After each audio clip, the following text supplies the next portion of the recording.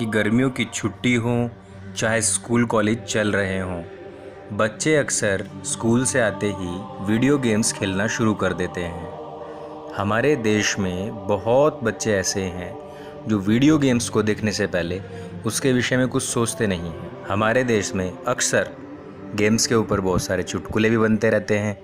जैसे कि पिछले दिनों एक चुटकुला आया था कि ओवैसी बंधुओं ने वीडियो गेम डेवलपर्स से एक सवाल खड़ा किया है कि आपने टेंपल रन तो बना दिया, लेकिन मस्जिद रन नाम का गेम कब बनेगा ताकि हमारे बच्चे उसको खेल सकें। अब बहुत सारे ऐसे गेम भी आ चुके हैं जो ख़ास तौर पर अगर ध्यान से देखा जाए तो वो मस्जिद रन जैसे ही हैं। आज हम बात करेंगे ऐसे वीडियो गेम्स की जिनमें साफ लफ्ज़ों में सीधे सीधे तौर पर इस्लाम की घिनौनी बेइज्जती की गई है। सबसे पहले हम देखेंगे कॉल ऑफ ड्यूटी। ये जो वीडियो गेम है वो बहुत फेमस है। भारत में किसी भी धर्म के लोग हों, किसी भी धर्म के बच्चे हों, इस गेम को बहुत खेलते हैं। अब अगर इसको हम देखें, इसके फर्स्ट पार्ट में ही इसके फ़ोटो फ्रेम पर कुरान की आयतें लिखी हुई हैं। और ये फ़ोटो फ्रेम लगा हुआ कहाँ है? ये लगा है टॉयलेट में, जो कि एक गंदी जगह मानी गई है। अब इसी में अगर हम आगे चलें तो कुरान को जगह जगह पर अलमारियों में रखा हुआ दिखाई दिया है। अब इस गेम के जो हीरोज़ हैं वो जब तक इन अलमारियों वाले रूम को बम से उड़ा नहीं देंगे तब तक वो आगे नहीं बढ़ सकते हैं। इस प्रकार से भी कुरान की यहाँ पर घनघोर बेइज्जती दिखाई गई है। इसी गेम के पार्ट 2 में अगर हम जाएं तो जगह जगह पर जहाँ पर भी हीरोज़ गटर में कूदते हैं वहाँ वो देखते हैं कि जगह जगह पर कुरानी आयतें लिखी हुई हैं। ये गेम जो है वो बहुत ही फेमस गेम है और जैसे कि हमने बताया कि भारतवर्ष में बहुत बच्चे इस गेम को खेलते हैं। दूसरा गेम है रेजिडेंट इविल। इस गेम में ज़मीन पर जगह जगह पर कुरान बिखरी हुई दिखाई देती हैं और इस गेम के जो हीरोज़ हैं वो इन्हीं के ऊपर से चलकर आगे बढ़ते हैं।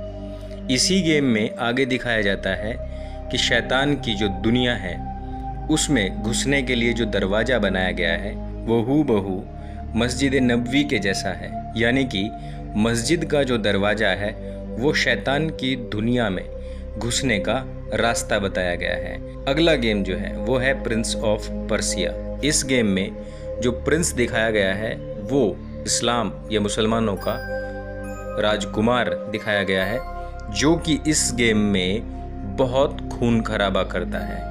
उसकी जो तलवार है, उसकी तलवार पर जो मैसेज लिखा हुआ है वो मोहम्मद साहब आखिरी नबी का बताया हुआ संदेश है, अर्थात स्प्रेड द टीचिंग्स।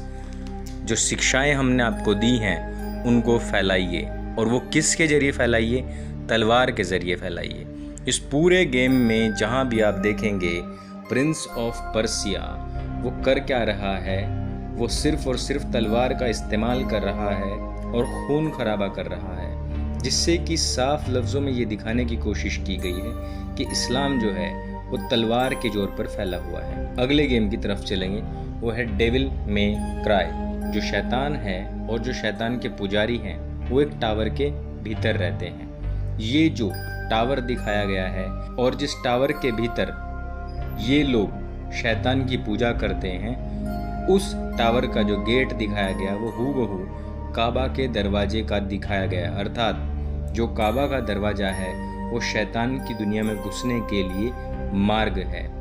इस तरह से बहुत सारे ऐसे गेम्स हैं जिसमें इस्लाम की घनघोर बेइज्जती की गई है, उनकी तौहीन की गई है, उनके शब्दों की, उनकी पुस्तकों की, उनके मैसेंजर्स के जो कोट रहे हैं उनकी, और टोटल जो इस्लामिक कौम है उसको भी ये बताया गया कि तलवार के जोर पर फैली हुई कौम है। अब ये तो आपको भी पता है कि इन गेम्स के जो डेवलपर्स होते हैं वो लोग कौन होते हैं। ये सभी के सभी यूरोपियन कंट्रीज़ में बैठे हुए लोग हैं। वही लोग जो अपने आप को इस्लाम का सबसे बड़ा दुश्मन बताते हैं और इस्लाम को इंसानियत का सबसे बड़ा दुश्मन बताते हैं। ये वही लोग हैं जो कहीं ना कहीं क्रिश्चियनिटी को मानने वाले लोग हैं, या फिर वो लोग जो इस्लाम से नफ़रत करने वाले लोग हैं।